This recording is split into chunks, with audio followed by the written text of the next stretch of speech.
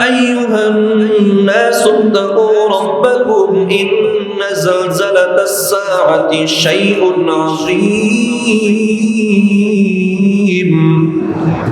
يوم ترونها تذهل كل مرضعة عما أرضعت وتضع كل ذات حمل حملها وترى الناس سكارى وما هم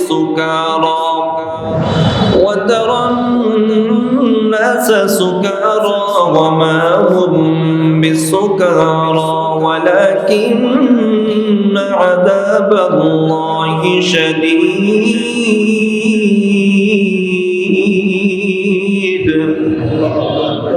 ওই সময় পৃথিবীর অবস্থাটা কি হবে রব্বুল আলামিন সূরা হজের প্রথম আয়াতে জানায়া দিচ্ছেন ইয়া আইয়ুহান নাস হে মানুষ ইত্তাকু রাব্বাকুম তোমরা তোমাদের প্রভুকে ভয় করো ইন্না যালজালাতাস সাআতি শাইউন আযীম নিশ্চয়ই কিয়ামতের ওই প্রকম্পনটা একটা মহা প্রকম্পন হবে ওই মহাপ্রকম্পনের সময় জমিন কেমন অবস্থা হবে ইয়াউমা তারাউনাহা তাযহালু কুল্লু মুরদিআতিন আম্মা আরদাআত ওই প্রকম্পনের সময় তোমরা দেখবা গর্ভধারণকারিণী মহিলা তার গর্ভটা প্রসব করে দিবে ওয়া আরদাআত কুল্লু যাতি হামলিন এবং দুগ্ধদানকারিণী মহিলা তাদের দুগ্ধ পানকারী বাচ্চাকে ভুলে যাবে একটা মার বাচ্চার প্রতি সবচেয়ে বেশি টান থাকে দুধ পান করানোর সময়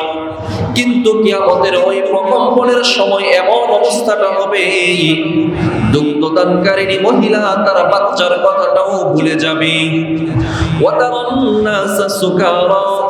আল্লাহ বলেন তখন তোমরা মানুষদেরকে দেখবা পাগলের ন্যায় হয়ে যাবে মানুষগুলো পাগলের মতো ছুটতে থাকবে ওয়ামা হুম বিসুকারা কিন্তু বাস্তবে তারা পাগল না তাদের এই অবস্থাটা হবে কিয়ামতের ওই ভূমিকম্পের কারণে আওয়াজের কারণে আলহামদুলিল্লাহি ওয়া কাফা ওয়া সালামুন আলা ইবাদিহিল্লাযীনা ইসতাফা أما بعد فأعوذ بالله من الشيطان الرجيم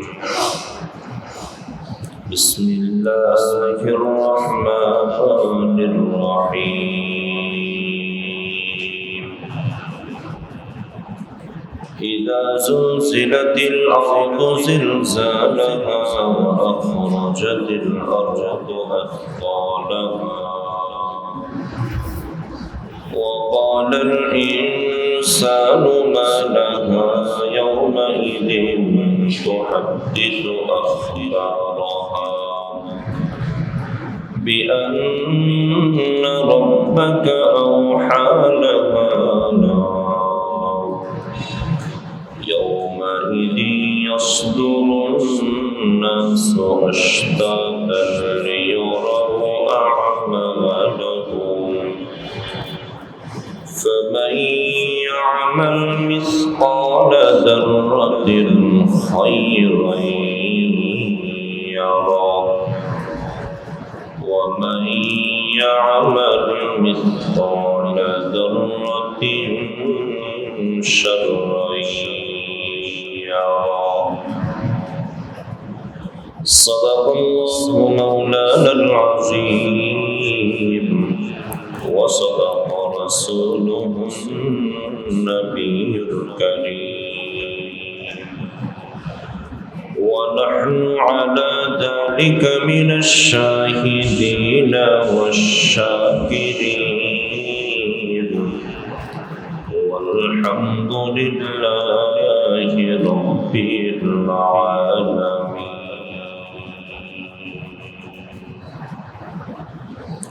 محمد الشكر اللهم صل على محمد وعلى آل محمد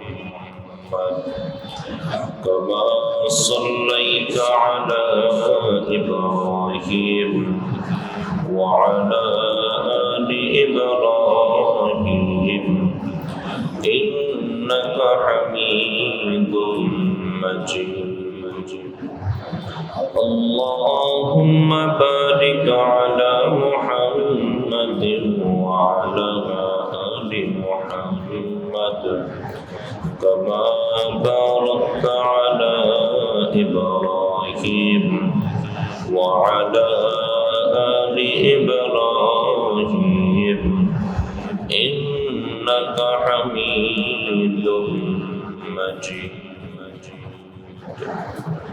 سبحانك لا علم لنا إلا ما علمتنا إنك أنت العليم الحكيم الحمد لله আল্লাহ রব্বুল ইজ্জতের আলিশান দরবারে অসংখ্য গণিত শুকরিয়া যে আল্লাহ তার ফরজ বিধান মাগরিবের সালাত বা জামাআত আদায়ের তৌফিক দান করেছেন। বাদা মাগরিব পবিত্র এই জায়গায় শ্রেষ্ঠতম কিতাব কোরআন মাজিদের এই তাফসীরের মজলিসে কিছুটা সময় বসার তৌফিক আল্লাহ করে দিয়েছেন। এজন্য রবের দরবারে অন্তরের অন্তঃস্থল থেকে দিলের জবানে ঈমানের আওয়াজকে উঁচু করে সকলে একই বাক্যে কালিমাতুশ শুকর একবার পাঠ করি আলহামদুলিল্লাহ। মুআজ্জাজ মুকাররম সম্মানিত মুসল্লিন কিরাম, আমরা আজকে তাফসীরের ধারাবাহিকতায় কুরআনুল কারীমের ৯৯ নম্বর সূরা ৯৯তম সূরা সূরাতুজ জিলজাল এর তাফসীর শুনবো ইনশাআল্লাহ। গত সপ্তাহে সূরাতুল আদিয়াত শুনেছিলাম। এই ধারাবাহিক কয়েকটি সূরাতে আল্লাহ তাআলা কিয়ামত যে হবে এবং কিয়ামতের সময়কার বিভীষিকা এবং তার পরবর্তী কিছু অবস্থা তুলে ধরে বান্দাকে সতর্ক করতেছেন। আদিয়াতের মধ্যেও সেটা গিয়েছে, সূরাতুল কারিয়ার মধ্যেও গিয়েছে, আজকেও সূরাতুল জিলজালের মধ্যে কিছু কথা যাবে ইনশাআল্লাহ। আমরা যেন আলোচনাটুকু আমলের নিয়তে ইখলাসের সাথে আল্লাহ আমাকে বলার আপনাদেরকে শ্রবণ করার তৌফিক দান করেন বলে শুনতেই এই সূরার বেসিক কিছু তথ্য জেনে নিব। এই সূরাটা কোরআনুল কারীমের ৯৯ নম্বর সূরা, মাদানী সূরা। রাসূলের মদিনা জিন্দেগিতে হিজরতের পরে মদিনায় এই সূরাটা নাযিল হয়। সূরা নিসার পরে এই সূরাটা নাযিল হয়। সূরাতে আয়াত আছে ৮টা, ৩৬টা শব্দ আছে, ১৫৬টা অক্ষর আছে। ছোট্ট একটা সূরা, ছোট না? হ্যাঁ, ছোটই তো। শেষ দিকের সূরা, আমাদের অনেকেরই এই সূরাটা মুখস্থ আছে। এই সূরাতে তারপরে সূরার নাম কি? প্রসিদ্ধ যে নাম, এই নামটাই সূরার সূরাতুজ জিলজাল। আজকে কোন সূরা আলোচনা হবে? বলেন না, নামটা বলেন। সূরাতুজ জিলজাল। আচ্ছা, এটাই নাম, প্রসিদ্ধ নাম। এরকম আরো দুইটা নাম আছে, যে সূরাতুজ জালজালা, জিলজাল থেকে জালজাল, আর একটা আসছে সূরাতুল ইজা জুলজিলাত। এই তিনটা নাম মানে একই অর্থ বোঝায়। জিলজাল মানে হলো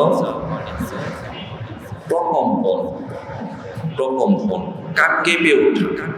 ভূমিকম্প হলে যেভাবে কেঁপে ওঠে না, ওটাকে বলে জালজালা। ভূমিকম্পকে আরবিতে বলে জালজালা। ২ নম্বর, এই সূরার বিষয়বস্তু। এই সূরার মধ্যে ২টা বিষয়ে আল্লাহ কথা বলবেন।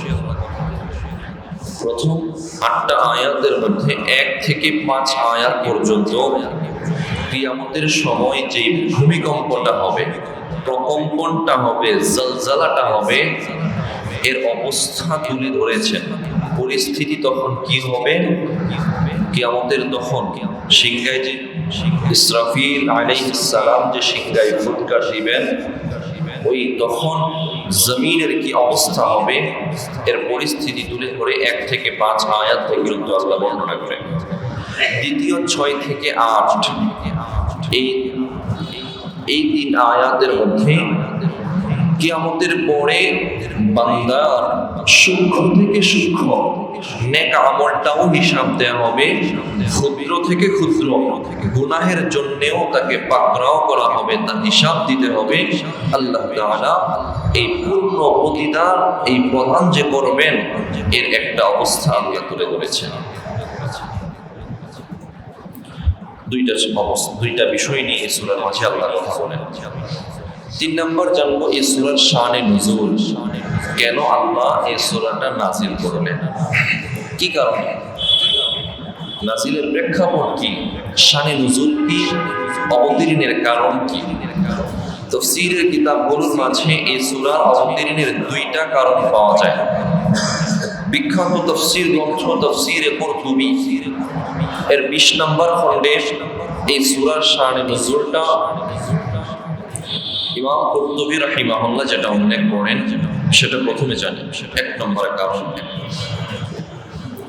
وَكَانَ نَاسٌ يَظُنُّونَ أَنَّهُمْ لَا يُؤَخِّرُونَ عَلَى شَيْءٍ قَلِيلٍ إِذَا أَعْطَوْهُ الثَّمَرَةُ وَالْكِسْرَى। মুহতারাম হাজিরিন, কুরআনুল কারীমের 99তম সূরা সূরাতুজ জিলজালের শানে নুজুল ইমাম কুরতুবী রাহিমাহুল্লাহ উল্লেখ করেন, وَكَانَ نَاسٌ يَظُنُّونَ أَنَّهُمْ لَا يُؤَجِّرُونَ عَلَى الشَّيْءِ الْقَلِيلِ إِذَا أَعْطَوْهُ।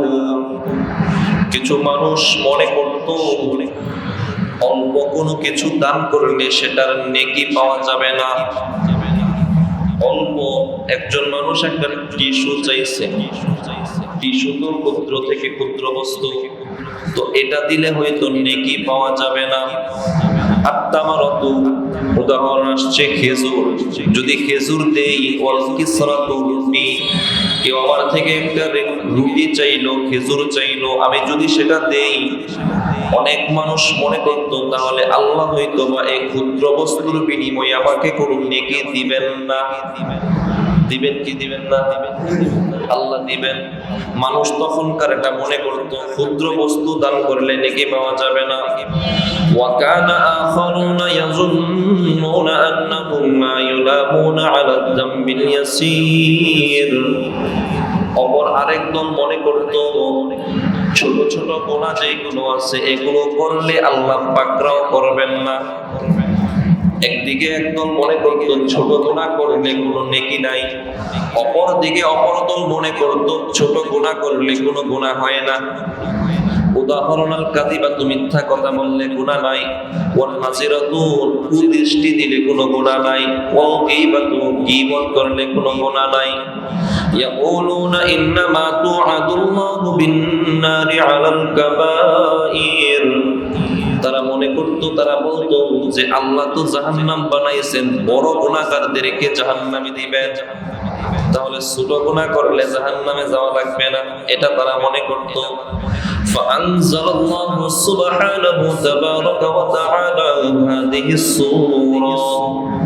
তাদের কথার প্রেক্ষিতে জবাবে আল্লাহ তাআলা এই সূরাটা নাযিল করে দিলেন।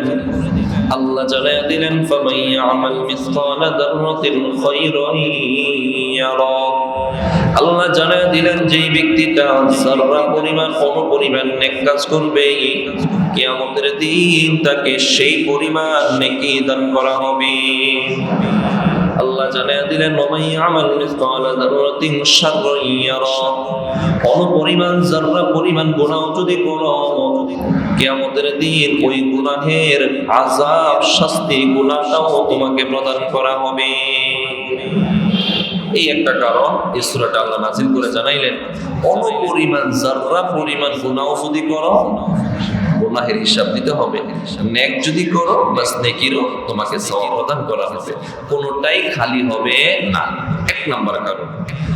দ্বিতীয় আরো একটি বর্ণনা আছে এই সূরাটা কেন নাযিল হয়, সেটা এসেছে আসবাবুন নুজুল ইমাম আল-ওয়াহিদি রাহিমাহুল্লাহ বিখ্যাত শানে নুজুলের একটা কিতাব। সেই কিতাবের মধ্যে হযরত আব্দুল্লাহ ইবনে আব্বাস রাদিয়াল্লাহু আনহুমা এবং সাঈদ ইবনে জুবাইর রাদিয়াল্লাহু আনহুমা এই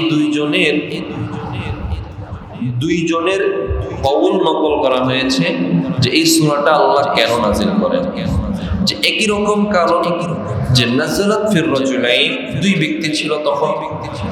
কানা আহাদুহুমা ইযা জাআহু সাইল ইস্তাহি আন ইউতিহি তামার, ওই দুই ব্যক্তির একজনের কাছে একজন সাইল আসলো, ভিক্ষুক আসলো, এসে তাকে বলতেছে আমাকে কিছু দেন, আমি খোদাই কিছু খাইতে পারছি নাই, আমাকে একটা খেজুর দেন, আইয়ুতিহি তামার, একটা খেজুর দেন। তো ইয়াকুলু মা হাযা বিশাইইন ইন্নামা নুআজ্জিরু আলা মা নুতি নাহনু নুহিব্বু, ওই ব্যক্তি এবার বলতেছে আমি তোমাকে খেজুর দেব, খেজুর দিলে তো আল্লাহ আমাকে নেকি দিবেন না, তো আমরা তো মনে করি আল্লাহ বড় ধরনের নেক কাজ করলে নেকি দিবেন, ছোট ধরনের নেকি আমলের কারণে আল্লাহ নেকি দিবেন এটা তারা মনে করতেন না, তাই তাকে কিছু দেন নাই। ওয়াকানাল আখর, অপর আরেকজন যে ছিল, ইস্তাহিনা বিযামবিল ইয়াসির কাল কাযিবাতি ওয়াল গীবাতি ওয়ান নাযরা, সে এই যে ছোট মিথ্যা, ছোট গীবত এবং অপর নারীর দিকে কুদৃষ্টি দিয়ে তাকানো, সে মনে করতো যে এটাই কোনো গুনাহ নাই। ওয়াকুলু লাইসা আলাইয়া মিন হাদা শাইউন, যে এটার মাধ্যমে আমার কোনো গুনাহ হবে না, আমি একটু বেগানা নারীর দিকে একটু তাকাইছি, আরে একটা মিথ্যা কথা বলছি, একটু গীবত করছি, এটার কারণে কোনো গুনাহ হবে না। ফাআনজালাল্লাহু আযজা ওয়া জাল্লা ফামান ইয়ামাল মিসকালা দাররাতিন খায়রান ইয়ারা ওয়া মান ইয়ামাল মিসকালা দাররাতিন শাররান ইয়ারা। এই দুই আয়াতের অর্থ জানেন তো? হ্যাঁ, এতক্ষণে তো জানা হয়ে যাওয়ার কথা, আর আশা করি জানেন আপনারা। ইনশাআল্লাহ সামনেও তরজমা বলবো ইনশাআল্লাহ। আল্লাহ নাযিল করে দিলেন ছোট নেক কাজ করলেও সওয়াব পাইবা, সওয়াব থেকে বঞ্চিত হবা না, আর ছোট গুনাহ করলেও শাস্তি থেকে কিন্তু রেহাই পাবা। এই দুইটা বর্ণনা আছে না শানে নুজুল। এবার 4 নম্বর, এই সূরার ফজিলত এবং গুরুত্ব, কয়েকটা গুরুত্ব এবং ফজিলত জানবো ইনশাআল্লাহ। এই সূরাটা 1 নম্বর, এই সূরাটার মাঝে আল্লাহ তাআলা কিয়ামতের অবস্থা তুলে ধরেছেন। মানুষের যখন ভয় না পায় তখন মানুষ আল্লাহকে স্মরণ করে না।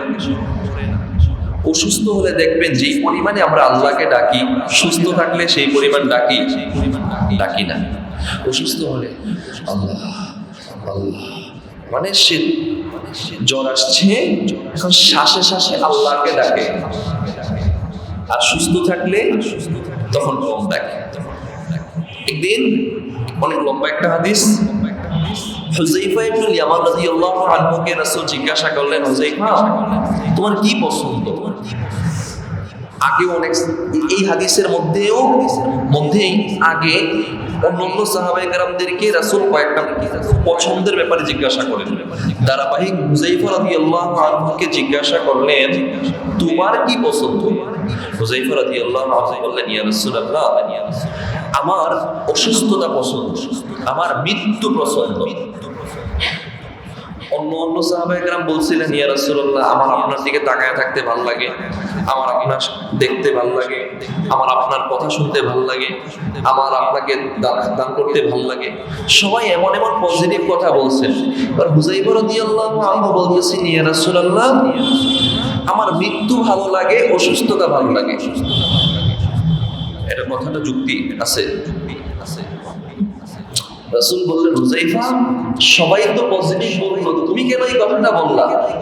অসুস্থতা তোমার কেন ভালো লাগে, মৃত্যু তোমার কেন ভালো লাগে? বললেন, ইয়া রাসূলুল্লাহ, অসুস্থ হলে দিল নরম হয়, আল্লাহর কথা, আমার মাশুকের কথা স্মরণ হয়, তাই আমার অসুস্থতা ভালো লাগে।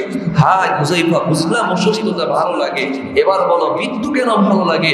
হুযায়ফা রাদিয়াল্লাহু আনহু বললেন, ইয়া রাসূলুল্লাহ, ইয়া হাবিবাল্লাহ, আল্লাহর নবী গো, দুনিয়াতে দুনিয়াতে আছি, আপনি তো বলছেন মুমিন ঈমানের কারণে, আমলের কারণে মৃত্যুবরণ করার পর জান্নাতে যাবে, রবের সাক্ষাৎ পাবে, রবের দিদার পাবে। ইয়া রাসূলুল্লাহ, ইয়া হাবিবাল্লাহ, দুনিয়ার এই নাপাকিতে আমার আর থাকতে ভালো লাগে না। আপনি তো বলেছেন মৃত্যুর মাধ্যমে রবের সাথে সাক্ষাৎ হবে, তাই আমার মৃত্যু ভালো লাগে, কেননা আমি মৃত্যুর মাধ্যমে আমি আমার মাশুক আল্লাহর সাক্ষাতে যেতে পারবো। এবার আল্লাহর সাক্ষাৎ পাবো তখন, দিদার পাবো তখন। কারণ আল্লাহকে দেখতে হলে দুনিয়ার বাহ্যত চোখে দেখা যাবে যাবে না। তো বলছিলাম, মানুষ অসুস্থ হলে আল্লাহর কথা স্মরণ হয়, এটাই হয়, বাস্তব এটাই। একটু দেখেন না, যারা আমরা মুরব্বী হয়েছি এখন আল্লাহর কথা একটু বেশি স্মরণ হয়, আগের তুলনায় একটু বেশি হয়। হ্যাঁ, তো এই কথাটাই যে একটু সতর্ক হলে আল্লাহর যে অসুস্থতা দেন, একটু সতর্কতা যে তোমারে আমি বাজায়া দিলাম, তোমার মৃত্যু আছে সামনে, এখন ফিরে আসো। তো কিয়ামতের অবস্থাটা আল্লাহ এই জন্যই তুলে ধরছেন, বান্দা যেন ফিরে আসে। বান্দা যখন গুনাহের মধ্যে আছে, আমি আল্লাহ তাকে কিয়ামতের অবস্থা তুলে ধরলাম যে দেখো ফিরে আসো, সময় আছে। ওই সময় যখন এসে যাবে তখন কিন্তু ফেরার কোনো সুযোগ থাকবে না। তো আল্লাহ তাআলা কিয়ামতের অবস্থা তুলে ধরছেন, শুধু নিরাশই করেন নাই, শেষে আল্লাহ বুঝিয়ে দিচ্ছেন দেখো যদি সামান্য নেক কাজ করো, একটু উৎসাহ দিচ্ছেন, সামান্য যদি নেক কাজ করো ওটাও কিন্তু তোমাকে দেয়া হবে, গুনাহ যদি করো ওটাও কিন্তু পাবা। সুতরাং গুনাহ থেকে বিরত থাকো, নেক কাজে অগ্রগামী হও। নম্বর 1। 2 নম্বর, এই সূরার ফজিলত হলো মুসনাদে আহমদের 20,612 নম্বর হাদিসের বর্ণনা, সুনানে নাসাই আল কুবরার 116 নম্বর হাদিস। আল্লাহর নবীর একজন সাহাবী সাহাবী মুআবিয়া রাদিয়াল্লাহু আনহু, তিনা থেকে বর্ণনা, তার চাচা আম্মু ফরজদাক তিনি বর্ণনা করেন। عن صعصعة بن معاوية عن فرزدق رضي الله تعالى عنه أنه أتى النبي صلى الله عليه وسلم فقرأ عليه।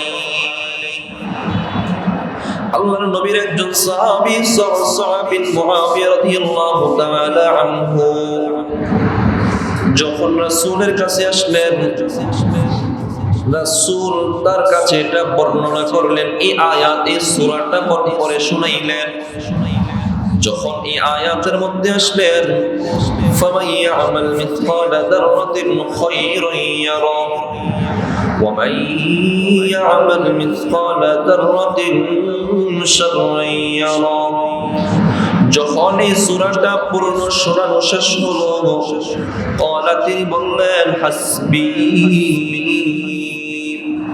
এটাই আমার জন্য যথেষ্ট, লা উবালি আল্লাহ আসমা গায়রাহা, যদি এটা ছাড়া আর কোনো কিছু নাও শুনি তাহলে এই সূরাটাই আমার জন্য যথেষ্ট হয়ে যাবে, এই সূরাটাই আমার জন্য যথেষ্ট। তো যথেষ্ট দ্বারা কি বুঝিয়েছেন সেটা এখানে ব্যাখ্যা নাই। এমনও হতে পারে এই সূরাটাই নাজাতের জন্য যথেষ্ট হয়ে যাবে, জাহান্নাম থেকে পরিত্রাণের জন্য যথেষ্ট হয়ে যাবে, জান্নাতে যাওয়ার জন্য যথেষ্ট হয়ে যাবে। এই সূরার 2 নম্বর ফজিলত। 3 নম্বর আরেকটা ফজিলত আছে, মুসনাদে আহমদের 6575 নম্বর হাদিস। বিখ্যাত সাহাবী আব্দুল্লাহ ইবনে আমর ইবনে আস রাদিয়াল্লাহু আনহু বর্ণনা করেন, عن عبد الله بن عمرو بن العاص رضي الله تعالى عنه قال أتى رجل رسول الله صلى الله عليه وسلم فقال يا رسول الله। আব্দুল্লাহ ইবনে আমর ইবনে আস রাদিয়াল্লাহু তাআলা আনহু বর্ণনা করেন, এক সাহাবী রাসূলের কাছে আসলেন, এসে বললেন, ইয়া রাসূলুল্লাহ, ইয়া হাবিবাল্লাহ, আল্লাহর নবী গো, আকরিনি, আপনি আমাকে কোরআনের কিছু অংশ শোনান, অথবা এটার অর্থ এটা যে আপনি আমাকে, আমি কোরআনের কোন অংশগুলো তেলাওয়াত করব সেটা বলেন। মানে আমাকে কিছু তেলাওয়াত করে শোনান, অথবা আমি কোনটা তেলাওয়াত করব আপনি আমাকে বলেন। ফাকালা আকুল সালাতাম মিন যাতি আলিফ লাম রা। রাসূল বললেন কোরআনে যে সূরাগুলোর শুরুতে আলিফ লাম রা আছে, কোরআনের কিছু সূরা শুরুতে আছে আলিফ লাম মিম, কিছু সূরা শুরুতে আছে আলিফ লাম রা, কিছু সূরা শুরুতে আছে হামিম, কিছু সূরা শুরুতে আছে তাহা, এমন সূরা আছে না? আছে। রাসূল বললেন যে সূরাগুলোর শুরুতে আলিফ লাম রা আছে ওই সূরাগুলো তুমি তেলাওয়াত করো। ফাকাল আর-রাজুলু কাবুরা সিন্নি ওয়াশতাদ্দা কলবি ওয়া গালুযা লিসানি। ওই সাহাবী বলল, ইয়া রাসূলুল্লাহ, ইয়া হাবিবাল্লাহ, আমার বয়স বেড়ে গেছে। ইয়া রাসূলুল্লাহ, ইয়া হাবিবাল্লাহ, আমার কলব শক্ত হয়ে গিয়েছে। ইয়া রাসূলুল্লাহ, আমার জবান ভারী হয়ে গেছে। মুরব্বী হলে জবান ভারী হয়ে যায়, হ্যাঁ, শরীর চলে না তখন ভারী হয়ে যায়। সাহাবী বললেন, ইয়া রাসূলুল্লাহ, আমার বয়স বেড়ে গেছে, জবান ভারী হয়ে গেছে, আমাকে যদি একটু হালকা করে দিতেন। কেননা আলিফ লাম রা সূরাগুলো বড় বড় লম্বা লম্বা সূরা, কোরআনের অনেক লম্বা বিস্তৃত অংশ জুড়ে এই সূরাগুলো আছে। আমাকে যদি পরিধি কমিয়ে দিতেন তাহলে আমার জন্য সহজ হতো। ফাকালা ফাকরা মিন যাতি হামিম। রাসূল বললেন, তাহলে যেই সূরাগুলোর শুরুতে হামিম আছে ওই সূরাগুলো তেলাওয়াত করবা। ফাকালা, সাহাবী বললেন, ইয়া রাসূলুল্লাহ, হাবিবাল্লাহ, এটার থেকে যদি আর একটু কমায়া দিতেন। রাসূল বললেন, আকরি সালাতাম মিনাল মুসাব্বিহাত। তাহলে তুমি যে সূরাগুলোর শুরুতে মুসাব্বিহাত আছে, মানে ইউসাব্বিহু লিল্লাহ অথবা সাব্বাহা লিল্লাহি মা ফিস সামাওয়াতি ওয়াল আরদ, এরকম আছে, ওই এটাকে এগুলোকে বলে মুসাব্বিহাত সূরা। ওই সূরাগুলো তুমি তেলাওয়াত করবা। ওই সাহাবী বললেন, ইয়া রাসূলুল্লাহ, ইয়া হাবিবাল্লাহ, এগুলো তো আমার জন্য বেশি হয়ে যায়। তাহলে রাসূল বললেন, ফাকারা ইদা যুলজিলাতিল আরদু জিলজালাহা। সব যদি বেশি হয়ে যায় তাহলে তুমি পড়বা ইদা যুলজিলাতিল আরদু জিলজালাহা, এই সূরা জিলজাল তেলাওয়াত করবা। এই সাহাবী বললেন, ওয়াল্লাযী বা'সাকা বিল হাক্কি লা আযীদু আলাইহা আবাদা। ইয়া রাসূলুল্লাহ, হাবিবাল্লাহ, ওই আল্লাহর কসম, যে আল্লাহ আপনাকে সত্য নবী হিসাবে প্রেরণ করেছেন, ওই আল্লাহর কসম করে বলছি, লা আযীদু আলাইহি হাক আবাদা, আমি এর চেয়ে কোনো কিছু বাড়াইব না। সুম্মা আদবার রাজুল, এটা বলে ওই সাহাবী বিদায় নিয়ে চলে গেল। বলল, ইয়া রাসূলুল্লাহ, আপনি এখন যেটা বলছেন এটা তো মানতে পারবো, কেননা 8 আয়াত 5 লাইনের এই সূরাটাও যদি না পড়তে পারি তাহলে কেমন হয়। ইয়া রাসূলুল্লাহ, হাবিবাল্লাহ, আজ থেকে এটা করব, এটা বলে চলে গেল। ফাকালা রাসূলুল্লাহ সাল্লাল্লাহু আলাইহি ওয়াসাল্লাম, আফলাহার রুয়াইজিল। নবী বললেন, যে আগন্তুক এসেছিল যেই জিনিসটা নিয়ে চলে গেল ওই ব্যক্তিটা সফল কাম হয়ে গেল, সে সফল কাম হয়ে গেছে। মানে রাসূল বলছেন এই সূরাটা পাঠ করবা, তাহলে তোমার জন্য এটা যথেষ্ট। রাসূল বললেন, আফলাহার রুয়াইজিল, ফালাহা ইয়াফলাহু, আফলাহা কদ আফলাহাল মুমিনুন, এখানে আফলাহা ওই ব্যক্তিটা সফল কাম হয়ে গেছে। তাহলে এই সূরাটা সফলতার ঘোষণা দেয়। সূরাটা কিসের ঘোষণা দেয়? সফলতার ঘোষণা দেয়। তাহলে এই সূরাটার উপর আমল করব ইনশাআল্লাহ।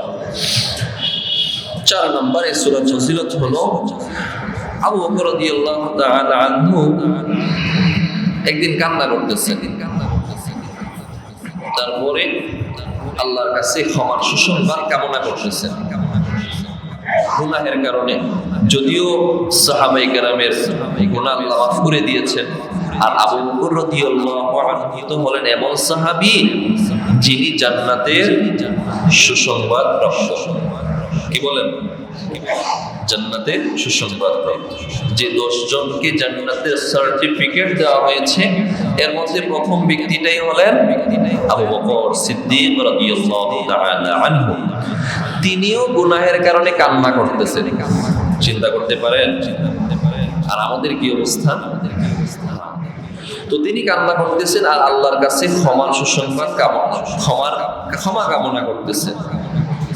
রাসূল তখন জানায় দিলেন, আবু বকর, লাউলা আনতুম তুযনিবুনা লা খালকুল্লাহি খালকান ইউযনিবুনা ইগফারু লাহুম। আবু বকর শুনো, তোমরা মানুষ, আমরা মানুষ, আমাদের গুনাহ হয়, কিন্তু আল্লাহ তাআলা গুনাহ মাফের প্রতিশ্রুতিও দিয়েছেন। রাসূল কেমনে বুঝাইছেন দেখেন।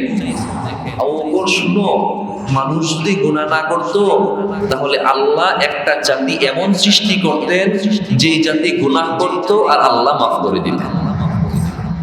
কথা বুঝেন নাই? আবু বকর রাদিয়াল্লাহু আনহু গুনাহ নাই তারপরেও কান্না করছেন আল্লাহ যেন মাফ করে দেন। তো এটা সান্ত্বনা দিতে রাসূল বলেন, আবু বকর, আমরা তো মানুষ, গুনাহ হলে আল্লাহ তো মাফ করবেন এই প্রতিশ্রুতি দিয়েছেন।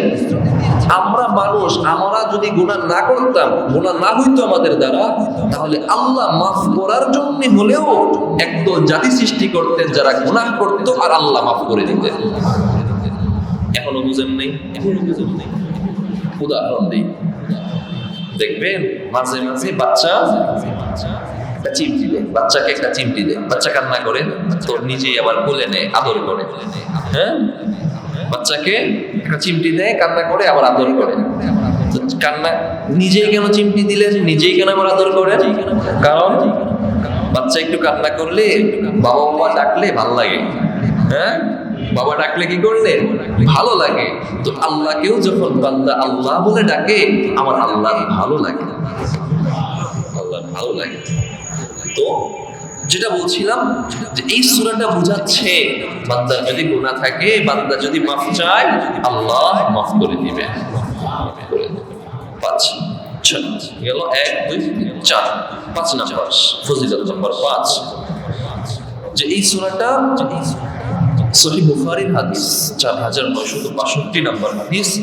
রাসূল করিম সাল্লাল্লাহু আলাইহি ওয়াসাল্লাম এই সূরার যে শেষ দুইটা আয়াত আছে, ফামান ইয়ামাল মিসকালা যাররাতিন খায়রান ইয়ারাহ ওয়া মান ইয়ামাল মিসকালা যাররাতিন শাররান ইয়ারাহ, এই দুইটা আয়াতকে রাসূল বলেছেন এই দুইটা আয়াত হলো আল আয়াতুল ফাদাতুল জামিআ, যে এগুলো হলো অনন্য আয়াত, অনন্য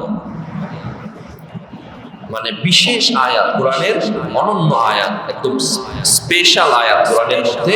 এই দুইটা হলো স্পেশাল আয়াত। রাসূল এই দুইটা আয়াতকে, এই সূরাটাকে কোরআনের বিশেষ আয়াত, বিশেষ সূরা বলে অভিহিত করেছেন। সূরার মূল ভূমিকা জানলাম, বিষয়বস্তু জানলাম, শানে নজুল জানলাম, ফজিলত জানলাম। এবার 5 নম্বরে আমরা এই সূরার ভিতরে যে আয়াতগুলো আছে, আয়াতের তরজমা এবং কিছু তাফসীর শুনবো ইনশাআল্লাহ।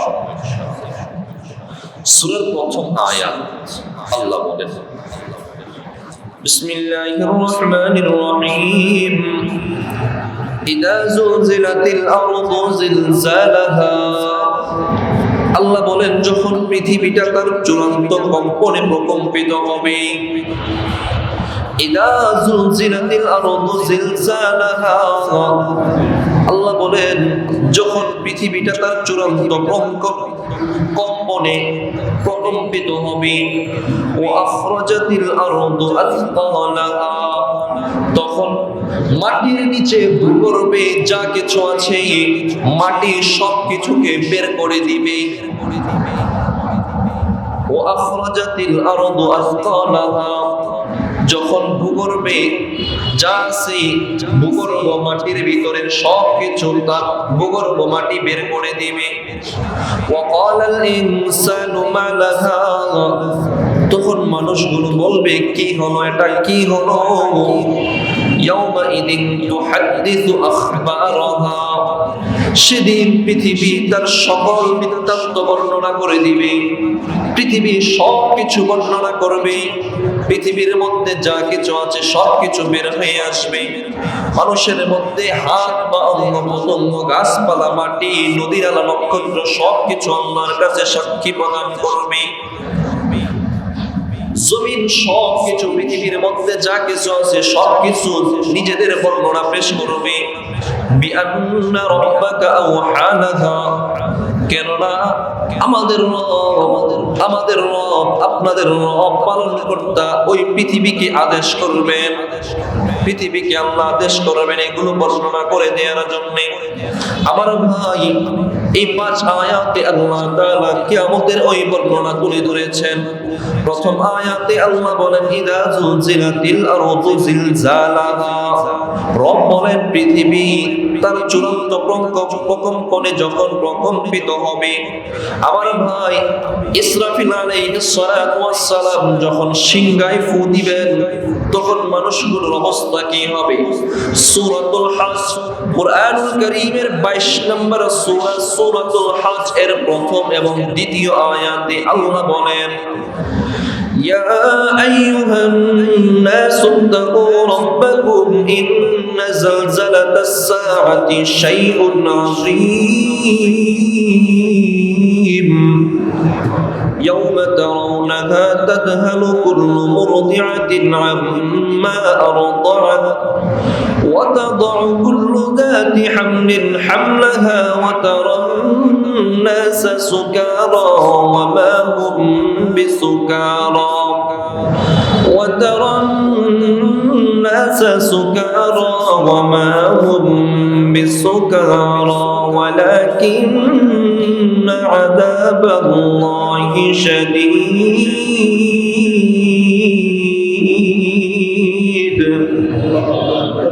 ওই সময় পৃথিবীর অবস্থাটা কি হবে? রব্বুল আলামিন সূরা হজের প্রথম আয়াতে জানায়া দিচ্ছেন ইয়া আইয়ুহান নাস, হে মানুষ, ইত্তাকু রাব্বাকুম, তোমরা তোমাদের প্রভুকে ভয় করো।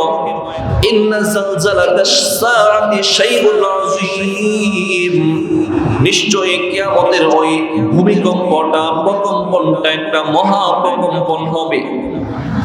ওই মহাপ্রকম্পনের সময় জমিন কেমন অবস্থা হবে? ইয়াউমা তারাউনাহা তাযহালু কুল্লু মুরদিআতিন আম্মা আরদাআত, ওই প্রকম্পনের সময় তোমরা দেখবা গর্ভধারণকারিণী মহিলা তার গর্ভটা প্রসব করে দিবে। ওয়া আরদাআত ওয়া তাদাউ কুল্লু যাতি হামলিন, এবং দুগ্ধদানকারিণী মহিলা তাদের দুগ্ধ পানকারী বাচ্চাকে ভুলে যাবে। একটা মার বাচ্চার প্রতি সবচাইতে বেশি টান থাকে দুধ পান করানোর সময়, কিন্তু কিয়ামতের ওই প্রকম্পনের সময় এমন অবস্থাটা হবে দুগ্ধদানকারিণী মহিলা তার বাচ্চার কথাটাও ভুলে যাবে। আল্লাহ বলেন তখন তোমরা মানুষদেরকে দেখবা পাগলের ন্যায় হয়ে যাবে, মানুষগুলো পাগলের মতো ছুটতে থাকবে। ওয়ামা হুম বিসুকারা, কিন্তু বাস্তবে তারা পাগল না। তাদের এই অবস্থাটা হবে কিয়ামতের ওই ভূমিকম্পের কারণে, আওয়াজের কারণে। আমার ভাই, কয়টা আওয়াজ হবে? রব্বুল আলামিন কুরআনুল কারীমের 79 নম্বর সূরা সূরাতুন নাজিআতের 6 এবং 7 নম্বর আয়াতে জানিয়ে দিচ্ছেন ইয়াউমা তারজুফুর রাজিফা, আল্লাহ বলেন প্রথমে একটা প্রকম্পন হবে, ওই দিন প্রথম একটা প্রকম্পিত হবে রাজিফা, তাতবাউহা রাদিফা, তারপর আর একটা রাদিফা তার অনুগত হবে। দুইটা প্রকম্পন পৃথিবীর মধ্যে হবে। এই দুইটা প্রকম্পনের মাঝে কতদিনের ব্যবধান হবে? সহিহ বুখারীর 4935 নম্বর হাদিসের মধ্যে আল্লাহর হাবিব সাল্লাল্লাহু আলাইহি ওয়াসাল্লাম ফরমান মা বাইনাল ফাতরাতাইনি 40, নবী বলেন ইসরাফিলের এক সিংহায় ফুৎকার দেওয়ার পর অপর ফুৎকার দেওয়ার মাঝখানে 40 হবে। এই 40 কি 40 দিন না 40 মাস না 40 বছর? আল্লাহর নবী সেটা বলেন নাই। হতে পারে কত লম্বা হবে? 40 বছর লম্বা হতে পারে। এই দুই ফুৎকারের মাঝে কেমন হবে? নবী বলেন 40 ইয়াওমান قد أبيت 40 شهرا و40 سنة, 40 মাসও হতে পারে, 40 বছরও হতে পারে। এত লম্বা সময় হবে। জমিনের মধ্যে প্রকম্পন এসে যাবে। যখন প্রকম্পিত হবে, জমিনের মধ্যে যা কিছু ছিল জমিন সব কিছুকে বের করে দিবে। ওয়াখরাজাতিল আরদু আথকালাহা, ভূগর্ভ তার বোঝাসমূহ ভিতরে যা আছে সব কিছু বের করবে।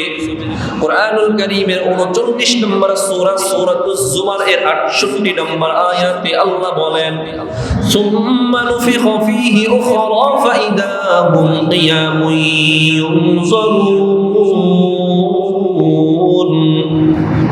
আল্লাহ বলেন, যখন সিংহায় ফুঁক দেওয়া হবে তখন মানুষগুলো দাঁড়িয়ে যাবে, কবর থেকে উঠে দাঁড়িয়ে যাবে, দাঁড়িয়ে সবকিছু দেখতে থাকবে কি হচ্ছে কি হচ্ছে।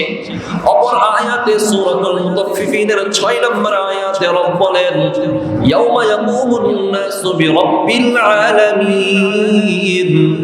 আল্লাহ জানায়া দেন, ওই দিন মানুষগুলো পরাক্রমশালী বিশ্ব প্রতিপালকের সামনে দাঁড়াবে। মানুষগুলো কবর থেকে উঠে দাঁড়াবে, আল্লাহর সামনে দাঁড়াবে। আল্লাহ তখন প্রকম্পনের পর জমিনটাকে কেমন অবস্থা করবেন সেই অবস্থার কথা সূরাতুল ইনশিকাকের 3-4 নম্বর আয়াতে আল্লাহ বলেন, ওয়াইদাল আরদু মুদ্দাত। প্রথম প্রকম্পনের পর আল্লাহ তাআলা জমিনকে একটা টান দিবেন। জমিন এখন উঁচু নিচু আছে, কিন্তু পুরো পৃথিবীর জমিন তখন একদম সমতল ভূমির মতো হয়ে যাবে। ওয়াইদাল আরদু মুদ্দাত, জমিনকে আল্লাহ পুরো সমতল ভূমিতে বানায়া দিবেন।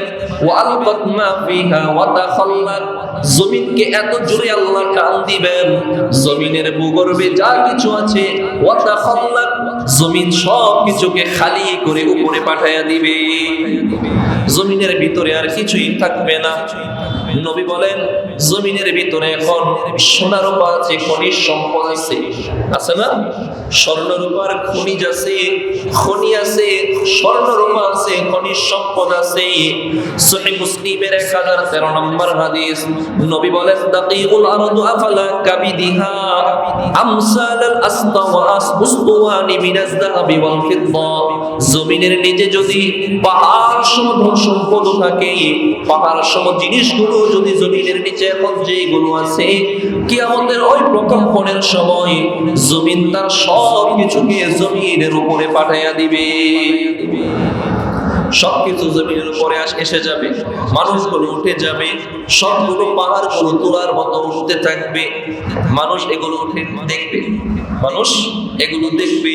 ওই সময় যারা ভালো মানুষ থাকবে, যারা ইমানদার থাকবে, কবর থেকে উঠবে, তারা বিচলিত হবে না, আশ্চর্য হবে, বিস্ময় হবে। আমরা যে একটা ভালো কিছু দেখি, টিভির ভিতরে যত ভয়ের কিছুই হোক, ভয় পাননি?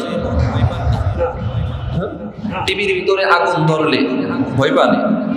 একই আগুন যদি টিভির বাইরে নিজের বিছনায় লাগে, হ্যাঁ, পানি আনো, আগুন নিবানোর যন্ত্র আনো, ঠিক তেমনি ভাবে মুমিন যখন এইগুলো কিয়ামতের অবস্থা প্রত্যক্ষ করবে, মুমিন যখন এগুলো দেখবে, মুমিনের কোনো চিন্তা নাই, মুমিনের কোনো ভয় নাই, চিন্তার কোনো কারণ নাই। মুমিন চিন্তা করবে না, ভয় পাবে না। আল্লাহর পক্ষ থেকে মুমিনের ভিতরে একটা অভয় দিয়ে দেয়া হবে। মুমিন বলবে, ইয়াউমা তুহাদ্দিসু আখবারাহা ওয়া ক্বালাল ইনসানু মা লাহা। সবাই বলবে, ওই দিন কি হলো, এটা কি হচ্ছে, কি হচ্ছে। সব জমিন থেকে উঠে যাচ্ছে, মানুষ উঠে যাচ্ছে, পাহাড় গুলোর মতো উঠতেছে, এগুলো কি হচ্ছে। কিন্তু যারা কাফের মুশরিক বেঈমান হবে, তারা ভয়ে থাকবে, বিস্মিত হবে, আশ্চর্যিত হবে এবং ভয় পাবে, আতঙ্কিত হয়ে যাবে। জমিন সব কিছু বলে দিবে, ইয়াউমা তুহাদ্দিসু আখবারাহা। পৃথিবীর মধ্যে মানুষ যেখানে যে গুনাহগুলো করেছে, ওই জমিন তার গুনাহের ব্যাপারে সাক্ষী দিবে। মানুষ যেই জায়গায় অন্ধকারে একটা গুনাহ করেছে, চুরি করেছে, যেই গাছতলায় গিয়ে চুরি করেছে, অন্ধকার রাতে একজনের গাছের ডাব পেড়ে খেয়েছে, কিয়ামতের দিন ওই গাছ সাক্ষী দিবে, ওই ডাব বলে দিবে। রোজাদার রোজার সময় পানির নিচে সমুদ্রের তলদেশে গিয়ে পানি পান করেছে, দুনিয়ার কোনো মানুষ দেখে নাই, আমার আল্লাহ দেখেছেন। সমুদ্রের পানি ওই দিন সাক্ষী দিয়ে দিবে। আল্লাহ তাআলা কুরআনুল কারীমের মধ্যে সূরাতুল আনআমের 22-23 নম্বর আয়াতে বলেন, ওয়া ইয়াওমা নাহশুরুহুম জামিআন সুম্মা নাকুলু লিল্লাযীনা আশরাকু আইনা শুরাকাউকুমুল্লাযীনা কুনতুম تزعمون ثم لم تكن فتنتهم إلا أن قالوا والله ربنا ما كنا مشركين কাফেরদেরকে বলা হবে তোমরা কি কুফরি করছো, শিরিক করছো? কাফেররা বলবে না না আল্লাহ আমরা শিরিক করি নাই, তারা অস্বীকার করবে। আবু সাঈদ খুদরি রাদিয়াল্লাহু তাআলা আনহু থেকে হাদিস বর্ণনা, আল্লাহর নবী বলেন লা ইয়াসমাউ মাদা সাউতিল মুআদ্দিন, এই দুনিয়ায় মুয়াজ্জিনের আযান যেই পর্যন্ত যায়, মুয়াজ্জিন আযান দিলে আমরা মানুষ শুনি, আমরা মনে করতেছি শুধু মানুষ শুনতেছে, না না না, মুয়াজ্জিনের আযান তো গাছপালাও শুনে, আমার ঘরের দেয়ালটাও শুনে, আমার ঘড়িটাও শুনে, ফ্যান এগুলোর যদিও জবান নাই, প্রাণ নাই, কিন্তু কিয়ামতের দিন আল্লাহ তাআলা এই ঘড়িরও জবান দিয়ে দিবেন, এই ফ্যানেরও জবান দিয়ে দিবেন, লাইটকেও জবান দিয়ে দিবেন, তারা কথা বলবে। আল্লাহর নবী বলেন দুনিয়ার মুয়াজ্জিনের আওয়াজ যত দূর যায়, জিন ওয়ালা ইনসান ওয়ালা শাইউন ইল্লা শাহিদা লাহু ইয়াউমাল কিয়ামা, মুয়াজ্জিনের আযান যত দূর যায়, যত কিছু মুয়াজ্জিনের আযান শুনে, গাছপালা শুনে, নদী নালা শুনে, পাহাড় পর্বত শুনে এবং দেয়াল শুনে, বক্স শুনে, এসি শুনে, ফ্যান লাইট যা কিছু মুয়াজ্জিনের আযান শুনে, কিয়ামতের দিন সব কিছু মুয়াজ্জিনের জন্য আল্লাহর কাছে সুপারিশ করবে। এটা প্রমাণ বোঝায় যে কিয়ামতের দিন নেক কাজ যে জিনিসের মাধ্যমে করা হয়, ওই জিনিসটাও কিয়ামতের দিন আল্লাহর দরবারে সাক্ষী দিবে। আপনি যে যেই নামাজটাই দাঁড়িয়ে নামাজ পড়তেছেন, কিয়ামতের দিন এই যেই নামাজ আপনার দরবার আল্লাহর কাছে আপনার ব্যাপারে সুপারিশ করবে। আপনি যেই টুপিটা পরে নামাজ পড়তেছেন, এই টুপিটাও সুপারিশ করবে।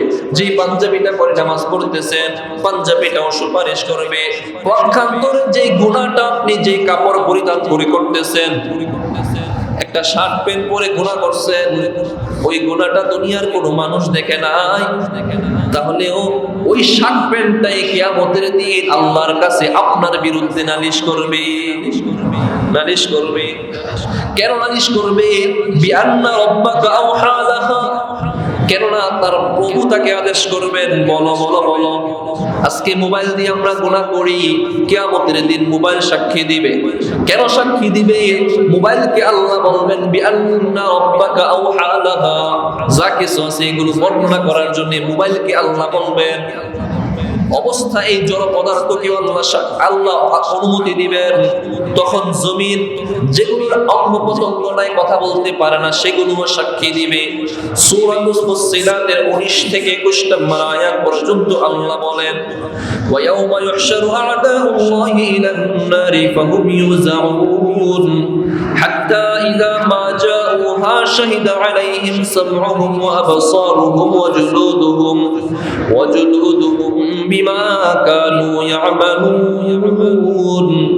আল্লাহ বলেন কিয়ামতের দিন কাফেরদেরকে জাহান্নামের মধ্যে একত্রিত করা হবে। জাহান্নামের মধ্যে একত্রিত করার পর ওই দিন জাহান্নামীদের ব্যাপারে জাহান্নামীদের চামড়া সাক্ষী দিবে, জাহান্নামীদের চোখ সাক্ষী দিবে, জাহান্নামীদের কান জাহান্নামীদের বিপক্ষে সাক্ষী দিবে। তারা তো জাহান্নামে গেছে গুনাহ করার কারণে, তারা যে গুনাহ করেছিল চোখ দিয়ে গুনাহ করেছে, চোখ বলবে আল্লাহ আমার মাধ্যমে এই বেগানা নারীকে সে দেখেছে, তারে আপনি জাহান্নামে দেন। কান বলবে আল্লাহ আমার মাধ্যমে সে গান শুনেছে, হারাম কিছু শ্রবণ করেছে, সুতরাং তারে আপনি জাহান্নামে দেন। এই চামড়া বলবে আল্লাহ আমার শরীরে সে নাপাক জিনিস মেখেছে, আমাকে দিয়ে নাপাক কাজের মধ্যে অগ্রসর হয়েছে। এই অঙ্গ প্রত্যঙ্গগুলো চামড়া, কান, চোখ তার বিরুদ্ধে সাক্ষী দিয়ে তাকে জাহান্নামের মধ্যে নিবে। এবার জাহান্নামীরা তাদের চামড়াকে বলবে ওয়াকালু লিজুলুদিহিম লিমা শাহিদতুম আলাইনা, জাহান্নামীরা তাদের চামড়াকে বলবে কেন তুমি আমার বিপক্ষে সাক্ষী দিলা? দুনিয়াতে তোমাকে কত আতর লোশন মাখতাম, তোমার শরীরে দামি শ্যাম্পু ব্যবহার করেছি, তোমার উপর দামি সাবান ব্যবহার করেছি, কত দামি লোশন তোমাকে আমি ব্যবহার করেছি, আজকে তুমি আমার বিপক্ষে কেন সাক্ষী দিয়েছ? ক্বালু আনতাকানাল্লাহুল্লাযী আনতাকা কুল্লা শাই, তখন ওই চামড়া বলবে ও নাফরমান শুনিয়া রাখো, আজকে আল্লাহ তাআলা আমাকে কথা বলার শক্তি দান করেছে। আজকে আল্লাহ আমারে কথা বলার শক্তি দিয়েছেন, আগে তো শক্তি দেয় নাই, তাই কিছু বলতে পারি নাই। এখন তো শক্তি আছে, চামড়া কথা বলতে পারে, এখন চামড়া কথা বলতে পারে না, তাই মনে করতেছি এই চামড়া, এই হাত দিয়ে ঘোরা করতেছি, কিছুই হবে না। না না না, এই হাত আপনার হাত।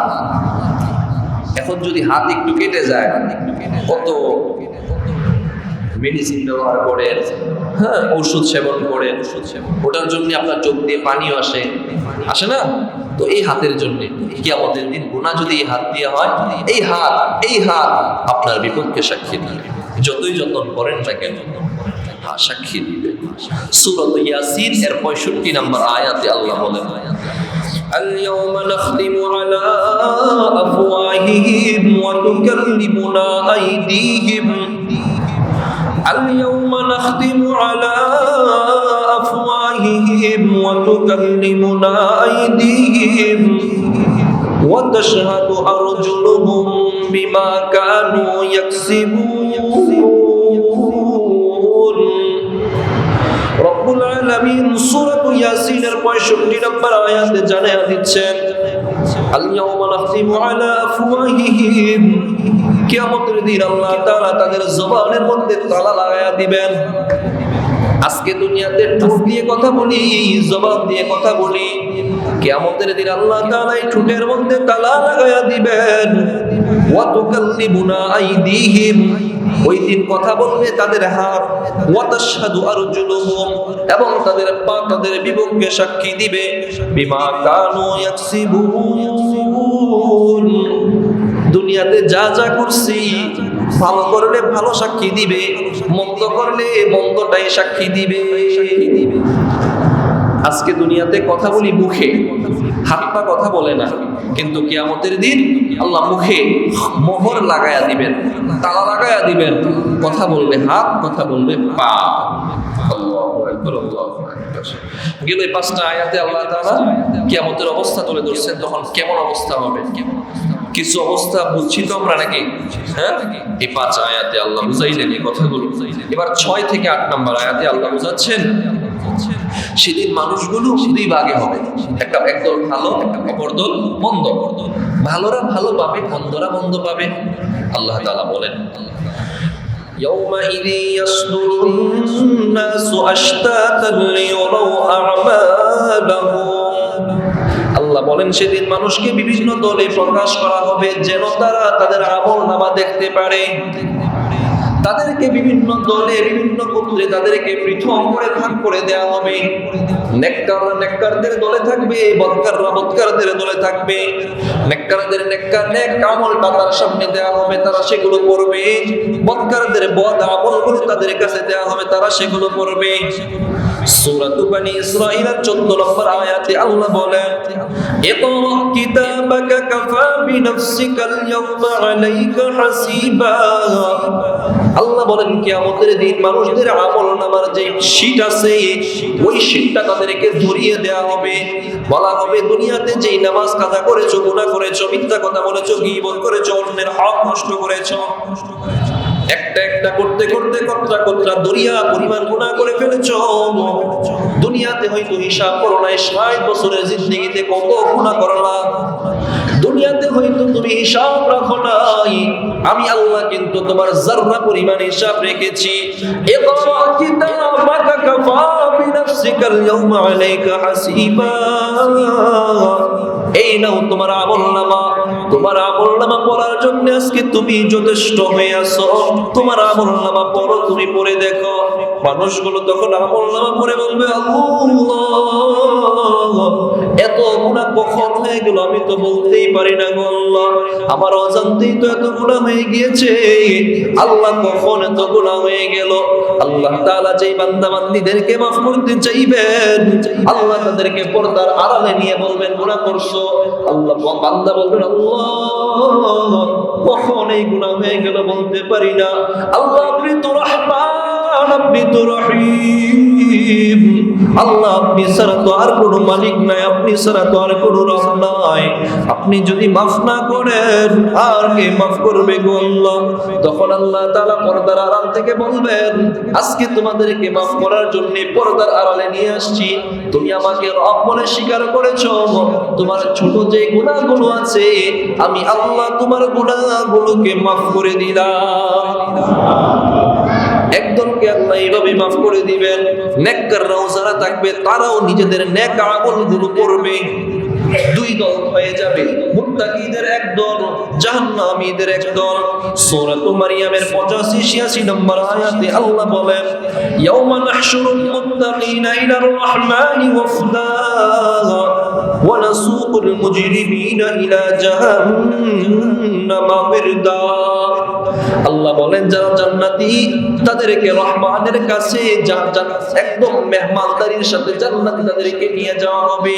ওয়া নাসুকুল মুজরিমিনা ইলা জাহান্নামা বিরদা, এবং যারা অপরাধী তাদেরকে জাহান্নামে হাঁকিয়ে নিয়ে যাওয়া হবে, টানতে টানতে ছেঁচড়িয়ে তাদেরকে জাহান্নামে নিয়ে যাওয়া হবে। কুরআনুল কারীমের 30 নম্বর সূরা সূরাতুর রূম এর 14-15 নম্বর আয়াতে আল্লাহ বলেন, ইয়াউমা তাকুমুস সাআতু ইয়াউমাইযিন ইয়াতাফাররাকুন। আল্লাহ বলেন কিয়ামতের দিন মানুষগুলো বিভক্ত হয়ে যাবে। ফাআম্মাল্লাযীনা আমানু ওয়া আমিলুস সালিহাতি ফাহুম ফী রাওদাতি ইউহবারুন। যারা ঈমান এনেছে এবং নেক কাজ করেছে তারা জান্নাতের মধ্যে মেহমানদারির সাথে থাকবে। ওয়া আম্মাল্লাযীনা কাফারু ওয়া কাযযাবু বিআয়াতিনা ওয়া লিকাইল আখিরাহ। পক্ষান্তরে যারা কাফের হবে, যারা আল্লাহর আয়াতকে অস্বীকার করত, যারা কিয়ামত দিবসকে অস্বীকার করত, ফাউলাইকা বিল আযাবি মুহদারুন।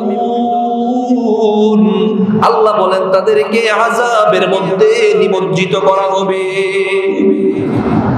একদিকে নেককারদেরকে মেহমানদারি করা হবে, জান্নাতের মধ্যে একদম সমাদৃত করা হবে, আপ্যায়নের সাথে একদম লাল গালিচা দিয়ে তাদেরকে জান্নাতের দিকে নিয়ে যাওয়া হবে। বিপরীতে যারা জাহান্নামী তাদেরকে হাঁকিয়ে হাঁকিয়ে টানতে টানতে পায়ে শিকল পরিয়ে জাহান্নামের ফেরেশতা হবে বধির, জাহান্নামের ফেরেশতা হবে অন্ধ, জাহান্নামের ফেরেশতার কলবের মধ্যে কোনো মায়া থাকবে না। সে টানতে থাকবে, জাহান্নামী কাঁদতে থাকবে, জাহান্নামী জাহান্নামের গরমের কারণে তৃষ্ণার্ত হয়ে যাবে, তারপরও তাকে পানি পান করতে চাইবে।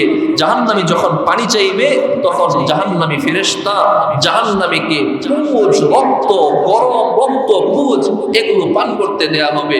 এগুলো পান করার সাথে সাথে জাহান্নামী পিপাসা এগুলো ছাড়া কিছুই পাবে না, তারপরও এগুলোই পান করতে চাইবে। পান করার সাথে সাথে ভিতরের নাড়িভুড়িগুলো গলে পেছনের রাস্তা দিয়ে বের হয়ে যাবে। কি করবে? এত গরম, পানি না খেয়ে যাবে কোথায়? যাবে কোথায়? সে পানি খাইতেই চাইবে, পান করতেই চাইবে। এই দুই অবস্থা হবে। শেষ দুই আয়াতে আল্লাহ বলেন, ফামাইয়ামাল মিসকালা যাররাতিন খায়রান ইয়ারা।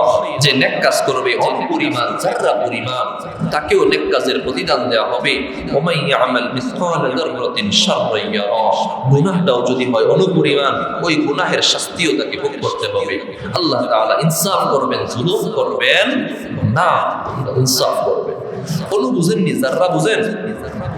যাররা দেখবেন রোদের মধ্যে একটা কাপড় চিপে এটাকে যদি ঝাড়া দেয়, কাপড় থেকে বিন্দু একদম হালকা, শরীরে একদম 1-2টা লাগবেই না, এগুলো উঠতে থাকে।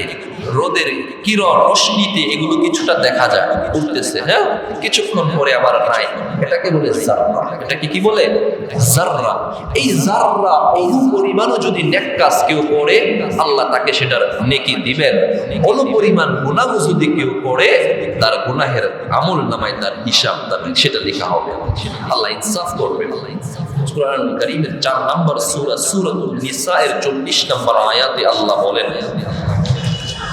ইন্নাল্লাহা লা ইয়াযলিমু মিসকালা যাররাহ ওয়া ইন তাকু হাসানাতান ইউদাইফহা ওয়া ইউ'তি মিন লাদুনহু আজরান আযীমা।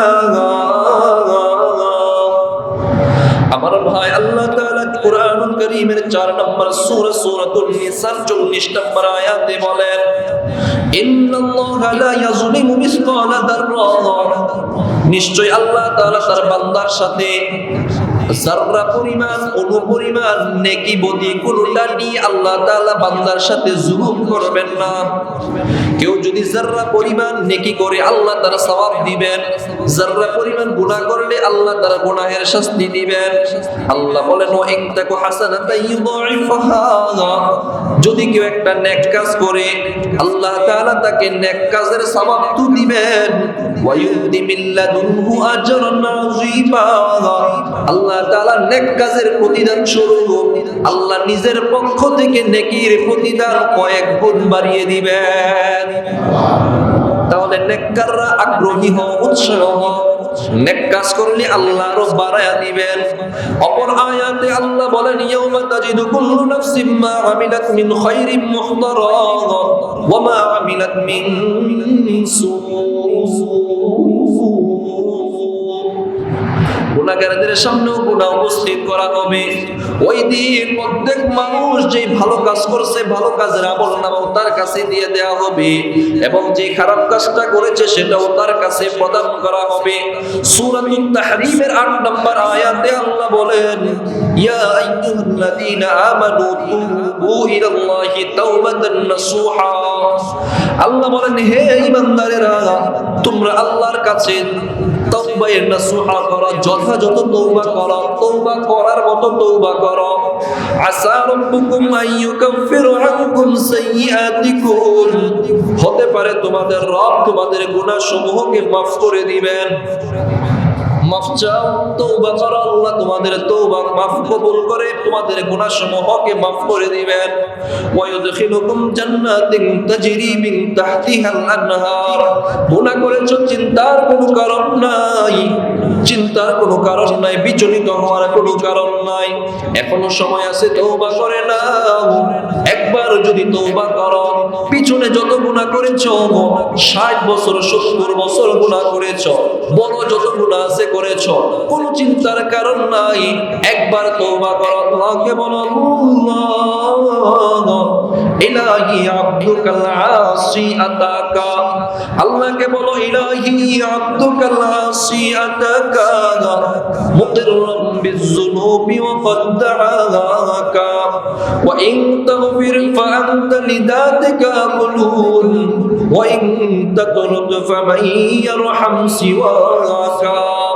তওবা করার মতো যদি একবার তওবা করতে পারো, জীবনের 60-70 বছর যত গুনাহ করেছো আল্লাহ তোমার পিছনের সমস্ত গুনাহগুলোকে মাফ করে দিবেন। শুধু কি মাফ করবেন? না না না, এতটুকুই না, তোমার যে গুনাহগুলো হয়েছে গুনাহগুলোকে আল্লাহ নেকি দ্বারা পরিবর্তন করে দিবেন।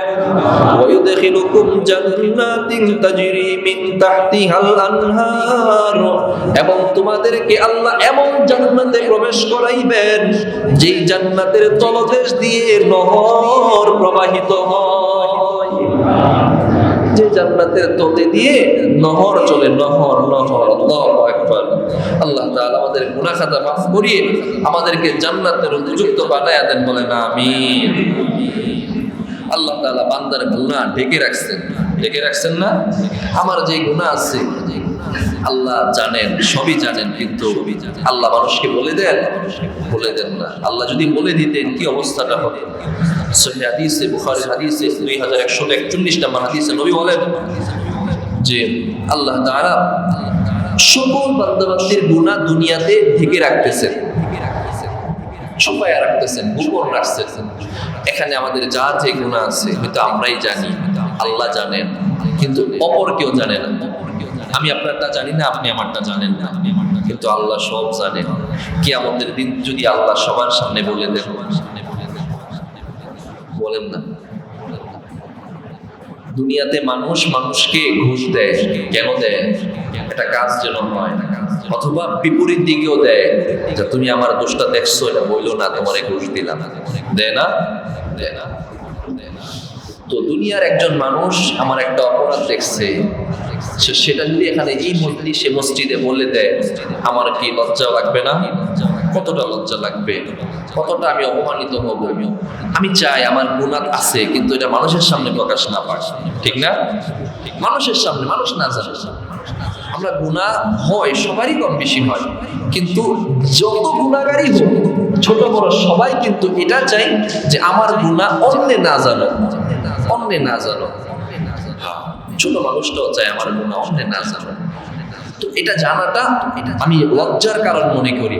তো কিয়ামতের দিন তো আল্লাহ তাআলা শুধু একজন দুইজন, আমাদের এখানের কয়েকজন, দেওয়ানপাড়া, বাসান্তে, ঢাকার, বাংলাদেশের কয়েকজন মানুষ থাকবে না, থাকবে হলো আদম সফিউল্লাহ থেকে দুনিয়ার কিয়ামত পর্যন্ত আনেওয়ালা শেষ মানুষটা যখন কিয়ামতের ময়দানে থাকবে, এখন যাদের গুনাহ আল্লাহ লুকায় রাখছেন, আল্লাহ যদি প্রকাশ করে দেন, আল্লাহ যদি আমার নবীর সামনে আমার গুনাহটা প্রকাশ করেন, আমার নবী বা কোন মুখটা নিয়ে আল্লাহর সামনে দাঁড়াইবেন, আল্লাহ যদি সকল নবীদের সামনে, আমার নবীর সামনে, ধরেন আমার বাবার সামনে যদি আমার গুনাহটা প্রকাশ পায়, কেমন লাগবে? আমার নবীর সামনে যখন আমার গুনাহটা বলে দেয়া হবে, তখন আমার কি অবস্থাটা হবে, কি অবস্থাটা হবে? এজন্য আল্লাহর কাছে চাওয়া, আল্লাহ আপনি দুনিয়াতে যেমনি ভাবে আমার গুনাহটা গোপন রাখছেন, গুনাহটা তো মাফ করে দিয়েন, আর কিয়ামতের ময়দানেও আমার গুনাহটা গোপন রাখেন, আমার গুনাহটা গোপন রাখেন। হ্যাঁ, একদলকে আল্লাহ গোপন রাখবেন।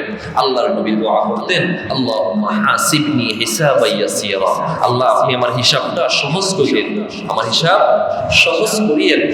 তখন সাহাবায়ে কেরাম বললেন, ইয়া রাসূলুল্লাহ, সহজ হিসাব দ্বারা কি উদ্দেশ্য? নবী বললেন, সহজ হিসাব দ্বারা উদ্দেশ্য হলো যে আল্লাহ তাআলা দুনিয়াতে যেমন বান্দার গুনাহ লুকায় রাখছেন, পর্দার আড়ালে রাখছেন, কিয়ামতের দিনও আল্লাহ তাআলা একটা পর্দা বানাইবেন, যারা অপরাধী গুনাহ আছে তাদেরকে ডাইকা নিবেন, পর্দার আড়ালে নিয়ে বলবেন, গুনাহ তো করছো না? হ্যাঁ আল্লাহ, গুনাহ অনেক করছি। আল্লাহ আপনি এখন শেষ আশা, শেষ ভরসা। আল্লাহ এই মুহূর্তে আপনি ছাড়া আর কিছুই করার নেই। আল্লাহ বলবেন, আমি জানি এটা, এজন্যই তোমাকে এখানে ডেকে নিয়ে এসেছি। দুনিয়াতে যেইভাবে তোমার দোষ দুটি গুনাহ গোপন রেখেছিলাম, আজও তোমার গুনাহগুলো গোপন রাখলাম, তোমার গুনাহ খাতা মাফ করে দিলাম। একদলকে আল্লাহ এমন বানাইবেন। তো এটা হয়তো হিসাবে আছে, কোনো হিসাব আল্লাহ চাইবেন না। হিসাব যদি কারো থেকে আল্লাহ চান, সে কখনোই জান্নাতে যেতে পারবে না। তাহলে নেকি দিয়ে জান্নাতে যাওয়া কষ্ট, একদম কষ্ট কি, অসম্ভব। জান্নাতে যেতে হবে একমাত্র আল্লাহর ওসিলায়, তবে আল্লাহ ওসিলা করবেন নেকির মাধ্যমেই আল্লাহ ওসিলা করবেন। আমরা যেন গুনাহ থেকে বেঁচে থাকতে পারি, ছোট থেকে ছোট গুনাহ থেকেও বেঁচে থাকতে পারি, আর নেকির প্রতি অগ্রগামী হতে পারি। আল্লাহ তৌফিক দান করেন, বলেন আমিন। সর্বশেষ কথা, এই সূরার শেষ শিক্ষাটা নিয়ে আমার সামনে যত ছোট নেক আমল আসবে, আমি সেটা ছাড়বো না। ওয়াদা দেন, বলেন ছোট নেক আমল ছাড়বো না। বলেন না সবাই, ছোট নেক আমল ছাড়বো না, আর ছোট গুনাহ করবো না। সবাই বলেন না, ছোট গুনাহ করবো না। কষ্ট হইতেছে আপনাদের? ছেড়ে দিন, কষ্ট হয়ে যাচ্ছে। আল্লাহর রাস্তায় বলছি, আল্লাহর জন্যই বলছি। দেখেন, আজকে থেকে নিয়ম করে সামনে কখনোই ছোট আমলটাও ছাড়বো না, ছোট গুনাহটাও করবো না ইনশাআল্লাহ।